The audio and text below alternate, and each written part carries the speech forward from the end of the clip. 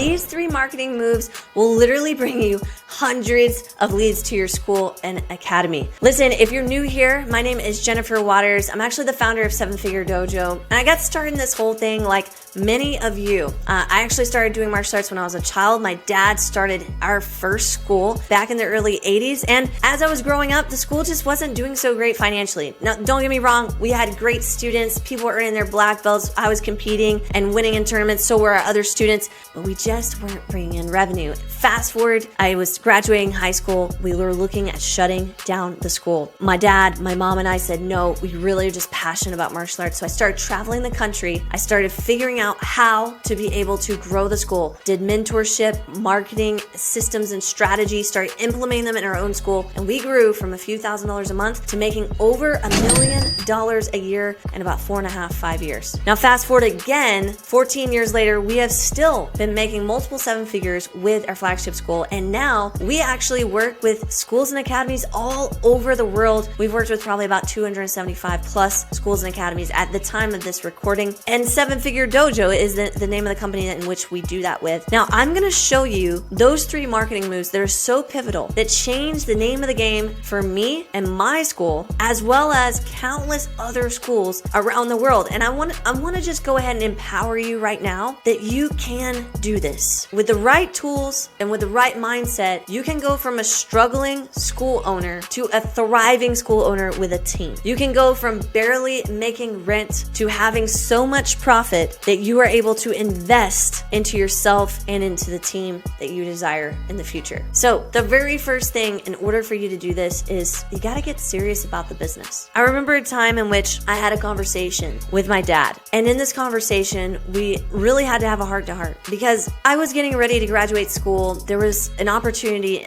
ahead of me where my grandparents had offered to pay for my college education if I wanted to go that route. And he knew what was at stake. I knew what was at stake. Both of us had to think about what we were going to do with this. For years, the business had operated at a break even, or sometimes even going into the red because we couldn't afford the rent. The tuition payments weren't coming in the way that we expected. I don't know if you've ever experienced that before, but it can be a pretty terrifying experience when you're trying to fork out money from your own personal expenses and savings and you don't have room, you don't have margin. And so there was a point where we just had to get very serious that no longer was it just going to be a martial arts school or a club or a gym, but it was going to be a business. And I know that there's a lot of people in the martial arts industry, and I'm sure I'm going to get comments here that go, well, martial arts isn't supposed to be about making money. And I would agree, martial arts is not supposed to be about making money. Martial arts business is. So if you are a martial artist and you want to just teach other people out of the goodness of your heart, and you just want to pass on the traditions of martial arts, or you want to train with someone else, that's great. And you can go do those things. But the moment that you actually want to start being awarded payment in exchange for your teaching or in exchange for providing the facility where learning can begin,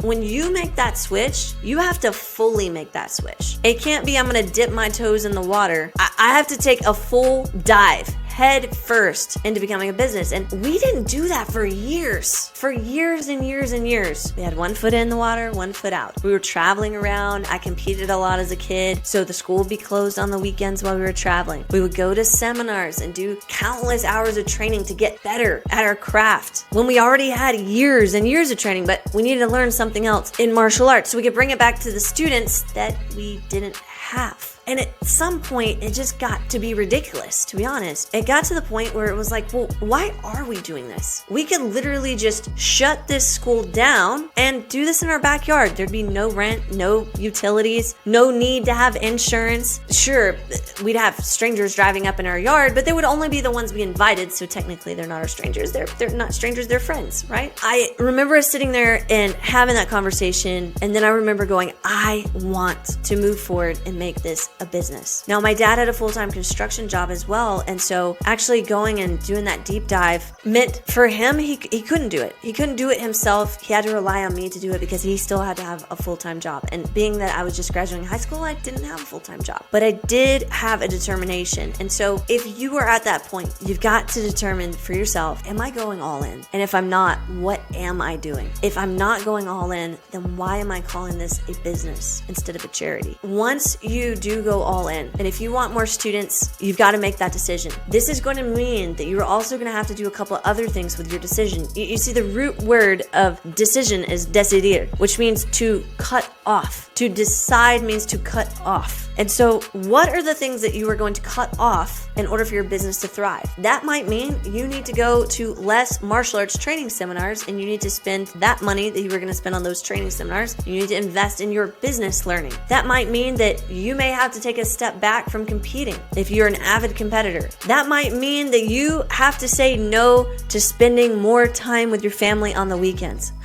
But you're supposed to be able to do all those things, Jen, and run a business. Who said that? I don't know who said that. I don't know what myth that you bought into that said that you can keep living the same life that you're living, but expecting different results. Guys, that's the definition of insanity. Doing the same thing, but expecting different results. If you want something different, you have to do something different. And what you're doing now isn't it if you're suffering in your business, if your business is not growing. By the way, if you are serious about taking a deep dive and you want to know more about growing your own martial arts school, I invite you to join the 7-Figure Secrets for School and Academy Owners Facebook group. This Facebook group is specifically for you. All you have to do is go to 7fdfacebook.com. It's going to take you to an invite page where you can reach out. You can go ahead and ask to join the group, and we'll let you into the group so you can get more behind the scenes, more training than what we're doing here on YouTube about how to grow your school or your academy. So the first thing is, once you've gotten serious about business, the next thing that you must do is you need to get serious about tracking what is happening in the business. Now, there's a couple of key areas that you're going to want to start tracking, my friend. The first one is how much money is coming in. I get on the phone sometimes with school owners that are considering investing into their business, and one of the questions that I ask and the question that my team asks is, how many students do you have? How much revenue are you doing? Now, some people might be going, well, they're probably wanting to size us up so 7-Figure Dojo can know what exactly they need to say to get us enrolled.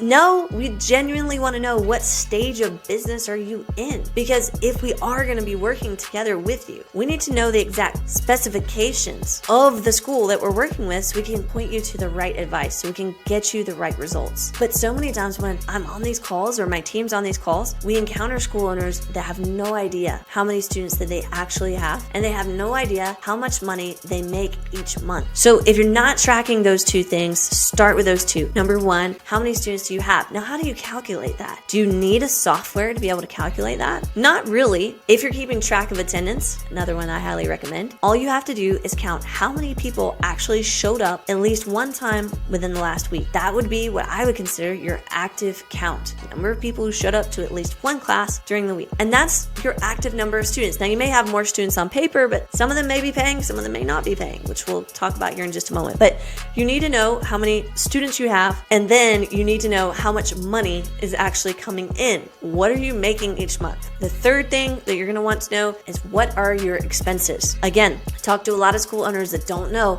how much money does it take each month for you to do what's called breaking even. This is the amount of money that you need to bring in just to be in the black, meaning you don't owe any money to anyone at the end of the month. You had enough money to cover all of your expenses. That doesn't mean that your salary is included in that. It just means that you didn't have to pay any bills out of your own personal pocket. The business paid for it all. And if you know that, now you have a baseline for how much more money that you need to make instead of just guessing at it. The next metric that you should know is how many leads you have coming in every month. Now, the best way to do this is to know an average. So you take the last 3 months, and if you've been tracking how many leads have been coming in each month, you will have an average of how many that is. Once you know how many leads are coming in on a regular basis, now we know that we need to push just a little bit more. We can correlate the leads to the amount of enrollments that we have. So if you had 40 leads come in and you got 5 enrollments, you know you have maybe a 9-to-1 kind of ratio that you're going off of, or an 8-to-1 ratio that you're going off of. So that means that if you want to multiply and you want to get 20 students in the door, then we've got to go 20 times 8. That means I need 160 leads in the door. If that was my actual number, was 40 leads to only 4 enrollments or something along those lines, or whatever that correlation of those numbers are for you. So you got to know those numbers. And then the final part is obviously know how many people you are enrolling each month. If you know how many people you're enrolling each month, now we have a good average so we can figure out what are the next steps we need to take that's ultimately going to move the needle in our business. All right, so what's the next thing that you need to do? The marketing move. So the first thing I said was get serious about business. The second thing was start tracking everything. You need to know all those details that I talked about. The third marketing move is you need to have at least $1,000 a month set aside for social media ads. Okay, if you're not doing that, or a minimum of 7% towards the growth of your business, the business is going to be starved. I want you to imagine that getting leads in is like having a little bit of food for your business to eat. Okay, so your business is hungry and it needs new leads in order for it to grow, in order for it to become a fully mature business. If you're not feeding it those new leads, it literally is going to be starving. It's going to be cannibalizing itself. Things are not going to be working right inside your business. So just like when you feed yourself or you feed your child, you need to go to the grocery store and you need to buy groceries to feed yourself or your child. Well, it's no different. You need to go buy leads to feed to your business. Now, I don't know about you, but I would find it really, really challenging to feed a family, at least in today's environment, without actually putting a budget aside and going, okay, I can go to the grocery store and I can buy this much each week so that I can feed my family. Now, it doesn't matter if it's a little bit or it's a lot. You have some kind of marker there to say, I can go and I can feed my family with this budget. But for whatever reason, we think that we can get away with maybe $100 a month of marketing and that's going to feed the business. You wouldn't even do that for yourself with food. You spend way more than that on yourself with food, but you're not willing to do that with your business. Your business is hungry. It's starving. You need to feed it. If you are at a point where $1,000 a month is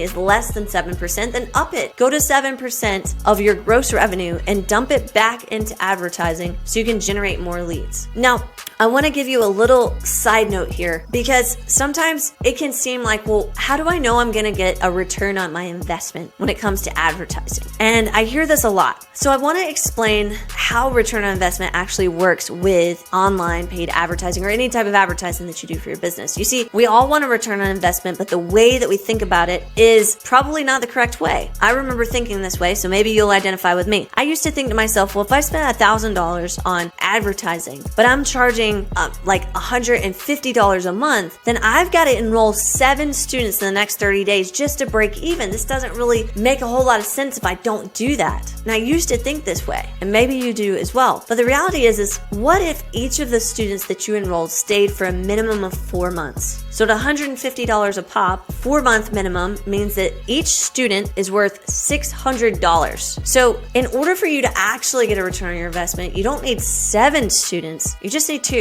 Because if I have 2 students that are worth $600 that enroll, that's $1,200 for the $1,000 that I spent. So anything beyond 2 students is not just me breaking even on advertising, it's me getting a return on my investment in a multiple, a 2, a 3, a 4x on what I actually put in. It's like putting $1 into a machine and getting $4 out, or putting 100 in and getting 400 out, or putting 1,000 in and getting 4,000 out. That's literally the power of running advertising. So these 3 marketing moves are what catapulted me and my own flagship school, and how these 3 moves have helped so many other martial arts schools as well. So I really hope that you've received a ton of value out of this video training and that you're liking our new format of how we're trying to deliver this value. But in any case, make sure until the next time I see you, you stay awesome, my friends. Have a great one.